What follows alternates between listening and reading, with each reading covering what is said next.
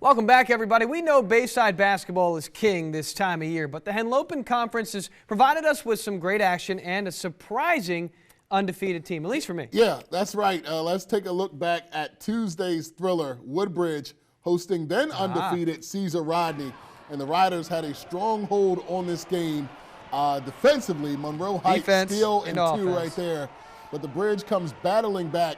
Here's one of two big threes from Kenny Newton in the corner. So we're not all about football. That's going to give the Raiders a lead. Yeah, talk about it. Then check out this play off the steal. Kaheem Roach, this guy is long and athletic. Quick. Gets up to throw one down. That put Bridge up 5.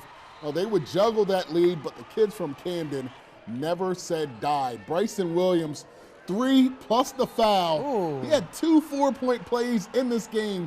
20 points in the second half in overtime. And then their leader, Kamal Marvel, getting up to throw one down as well. CR would trail by 2 with 6 seconds left. Marvel has the ball. He's going to go to the bucket. Shot is off. Rebound by Saeed Miles. He would get fouled and make both. We would head into overtime. And in the OT, who else, right? The senior, Marvel, silky smooth to the cup, doing what he does, and then finding Braxton Robinson on the next possession. And what you think he does with that? That's called onions, folks. CR with a comeback win. They stayed undefeated at that moment, 74-64. So it's really all about just weathering the storm. We go over stuff like that in practice every day. We play situation and, just get used to being in situations like that. We try to keep everybody calm and compressed so that, we can get back in the game. We got off to a slow start, but I feel as though, once we got it going, everybody provided something for the team. And, I appreciate that. It's no better feeling than coming out with a win like that in overtime. Well, he is a marvel, and he's a big reason why they won that game, his performance in overtime. 26 points.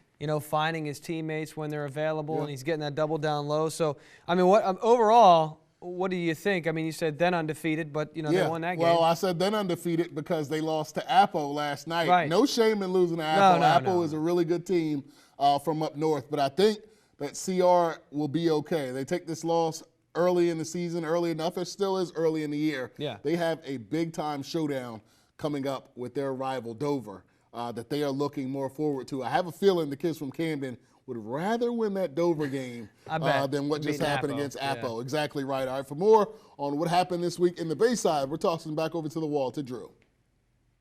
Thanks, Trey. Let's just keep things moving along, and we'll go into the first state. Let's move to Delmar. From last night, the Wildcats hosting undefeated Seaford. Guys, what were you doing in 1997? We'll talk about that later.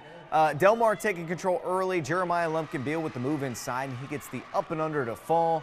Then on the fast break, J.W. Warner gets past the defender and hits the layup.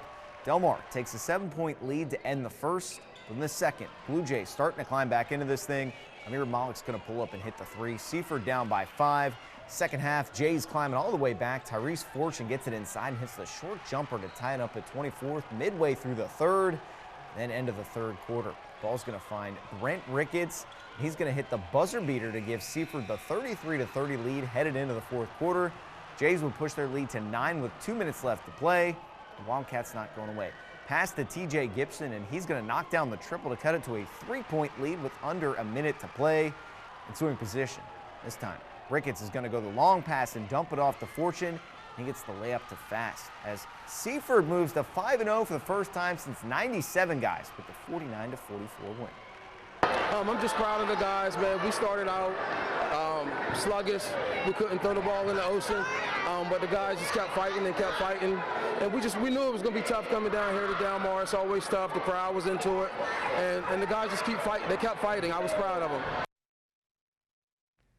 And a cross-conference matchup with the girls as Delmarva Christian taking on Lake Forest. Royals moving the ball around early, punctuated by a jump stop and lay-in by Candace Schlabach off the inbound, though Lake's going to have some plays of their own. Carly Kane's going to find Gabrielle Lamonte, who rises up and knocks down the shot.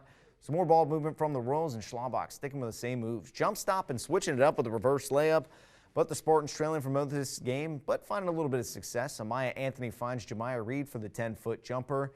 And right before the horn, Schlabach's going to say, no checks, folks. Cash money is only here, as her triple's good. And then check this play out. Coming up, the nice defense. Grace Barnes with a diving effort for the steal, and then finish off the play with the layup. Delmarva Christian, they come up with a big blowout win as they roll 85-46. So guys, we feel older than ever. What were you doing in '97? We'll send it back to you though for some more scores first. Why are we doing this? Well, first of all, Grace Barnes is a dog, all right? She is a beast. Drew, thank you. We got a couple more scores to get to. Kay Penlopin pulling to 500, Drew. You see that? Yeah. Hey. Drew, the pride of Lewis, Delaware with a 1-point win. Come from behind win against one-win Lake Forest. I don't know if that make you happy, Drew. Laurel also 5-2 on the year. They trail only Delmar and Seaford, who we just saw, of course, in the Henlopen South. Ryan, I don't know what you were doing in 1997, but I think I was, 7, 8 years old? As I said, we were in elementary school. Yeah. We figured that out. We were talking about like Beanie Babies and Tamagotchis and Pogs.